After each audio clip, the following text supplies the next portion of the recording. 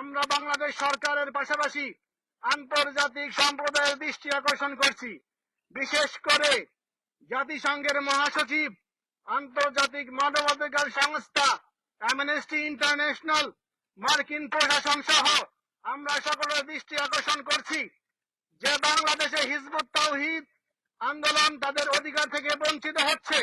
আমরা এই ঘটনার তীব্র নিন্দা জানাই। 5 তারিখের পর বহু জায়গায় হিজবুত তাওহীদ আন্দোলনের উপর হামলা হয়েছে।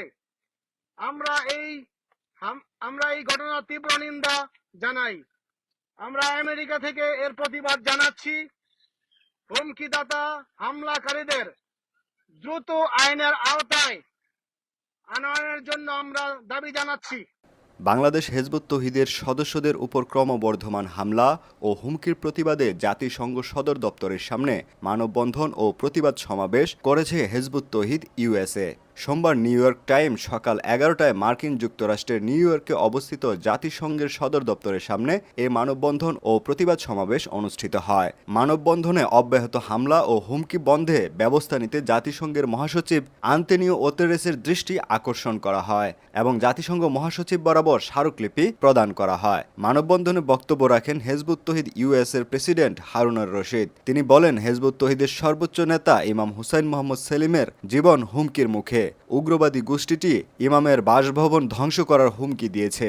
ইতিমধ্যে তারা হিজবুত তৌহিদের ইমামের বাড়ি সংলগ্ন প্রায় 5 শতাধিক পরিবারের উপর হামলা করেছে এবং সারা দেশে 8টি জেলা কার্যালয়ে হামলা ও ভাঙচুর চালিয়েছে, যার ফলে সংগঠনের সদস্যদের কোটি কোটি টাকার ক্ষয়ক্ষতি হয়েছে। হারুনুর রশিদ আরও বলেন, হিজবুত তৌহিদ একটি অরাজনৈতিক ধর্মীয় সংস্কারমূলক আন্দোলন। গত 1 দশকে ধর্মীয় উগ্রবাদের বিরুদ্ধে প্রায় 2 লক্ষাধিক জনসচেতনতামূলক সভা করেছে আন্দোলনটি।